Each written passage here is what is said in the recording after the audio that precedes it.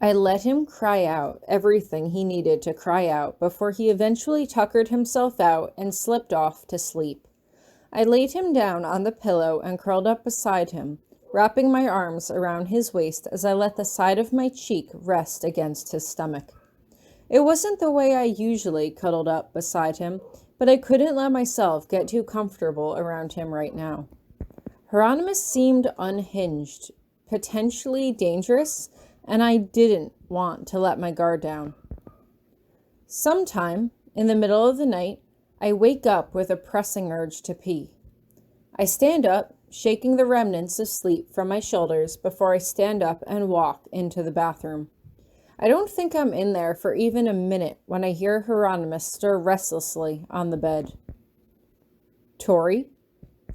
Maybe it was because it was the middle of the night, or maybe it was just because I was too sleep deprived to respond, but I don't answer him. I don't say anything. Tori? Tori!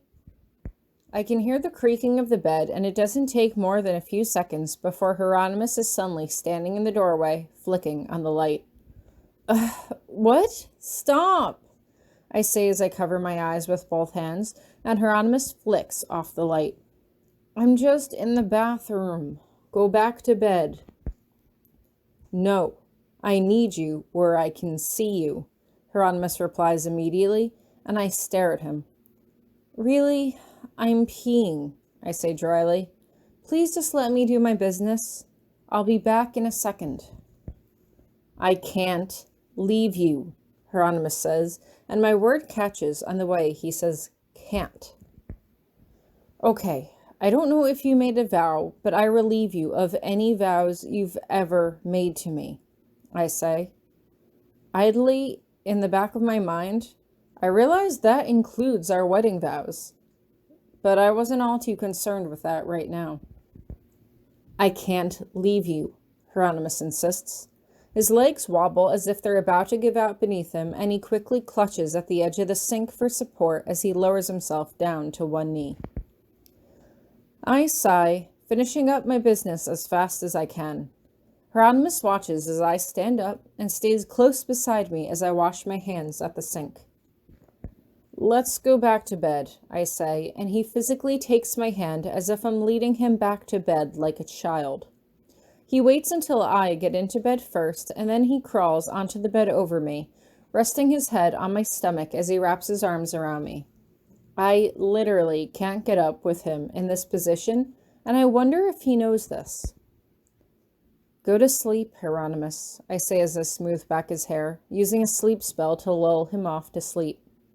He's out immediately, but I just stare at the starchy white ceiling overhead, suddenly feeling wide awake. I don't fall asleep the rest of the night. Instead, I spend most of the night trying to come up with a plan to try to end Hieronymus's anxiety of being apart from me. I know I had said that I didn't want to spend a day apart from him after I graduated, but if Hieronymus wouldn't even let me use the bathroom by myself, then that was entering a whole new level of trauma that I wasn't quite sure I knew how to help him with. That morning, I gave Hieronymus time to sip more broth as I just sat there and helped him eat. Mariette brought some toast and mashed vegetables up for me, just in case Hieronymus felt well enough to try nibbling on them, but I couldn't stomach more than a few bites, and I wasn't quite sure Hieronymus was ready to try stomaching whole foods yet. Is something on your mind? Hieronymus asks as I set the empty bowl aside, and I hesitate for a moment. I wanted to try something, I say at length. I just don't know if you're feeling up to it, that's all. I think you might need more time. I can do it, Hieronymus says as he scooches towards the end of the bed to dangle his legs off the edge. I know I hurt you, but please give me a chance to prove myself. Okay then, I say gently. To help things along, we're going to have a little test. I'm going to stand in the bathroom and lock the door. You're going to stand outside and you're going to be cool, okay? You are not going to freak out. You're just going to let me stay in the bathroom for a few minutes, and then I'll come out and all will be well. Hieronymous snorts dismissively as he crosses his arms over his chest. Last night I awoke expecting to find you there, and you were gone. You didn't answer me. I had every right to be concerned. Well, then, this test should be simple, and it will restore some of my faith in you, I say. This gets Hieronymus's attention immediately, and his eyes go wide as he nods. Great. See you in a few minutes, then. I walk into the bathroom and close the door behind me, making sure to lock it so that Hieronymus can't get in. I stand in the middle of the bathroom, just taking shallow breaths in and out of my nose, trying to be as quiet as possible.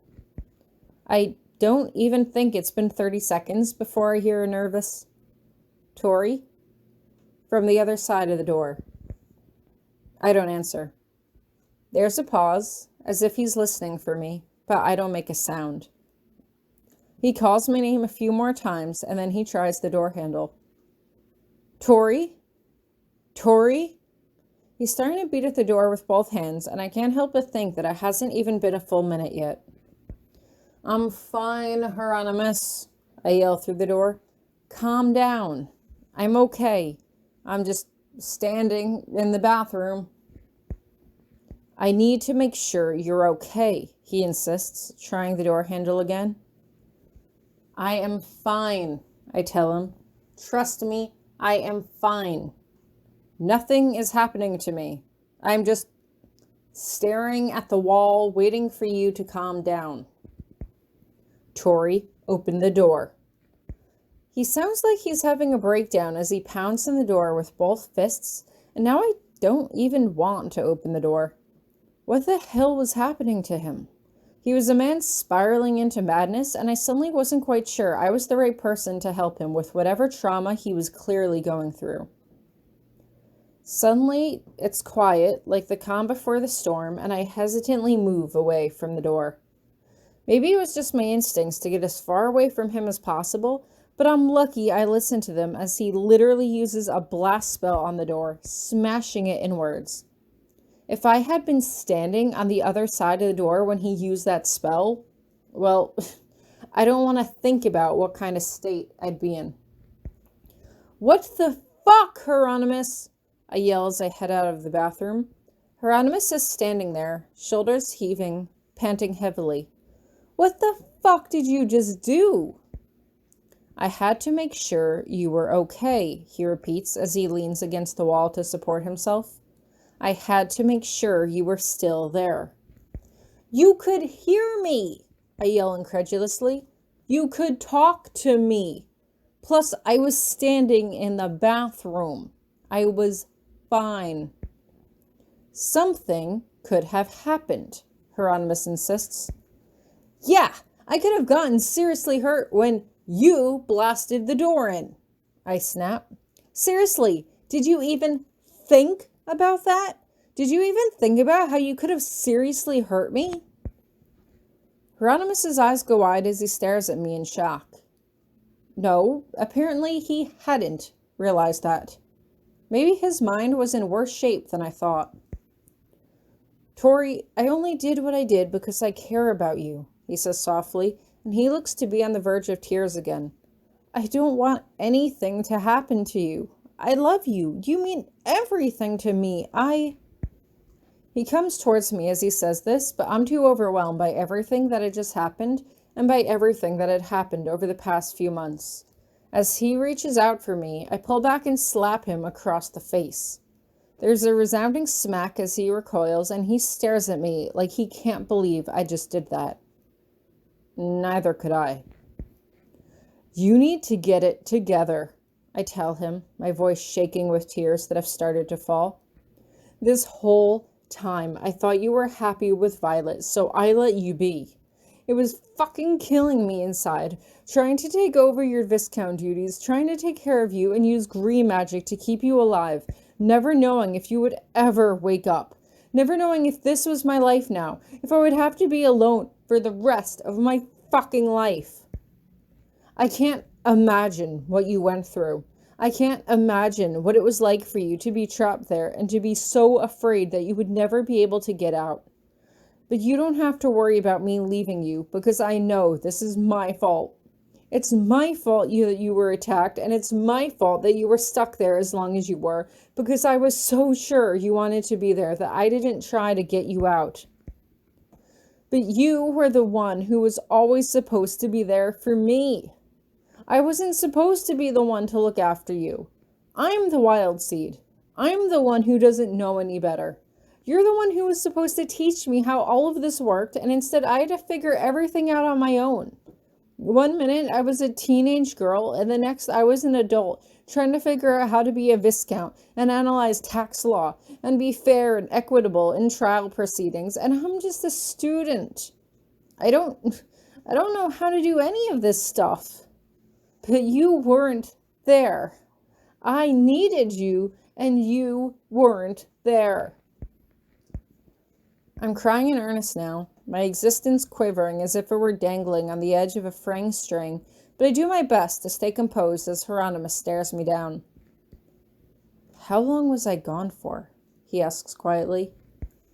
Months, I blurt out.